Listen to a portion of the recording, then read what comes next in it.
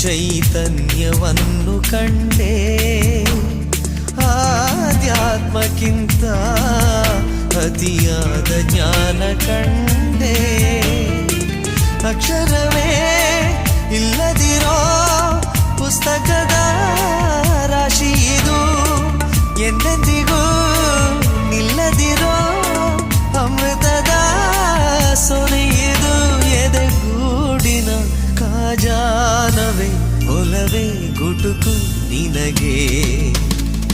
ಮುದ್ದು ಮನಸ್ಸೇ ಎದ್ದು ಮನಸ್ಸೇ ಬುದ್ಧಿ ಇಲ್ಲದ ಮನಸ್ಸೇ, ಸದ್ದು ಮಾಡದೆ ಸುದ್ದಿ ಮಾಡಿದೆ ಪ್ರೀತಿ ಬಂದಿದೆ ವಯಸ್ಸೇ.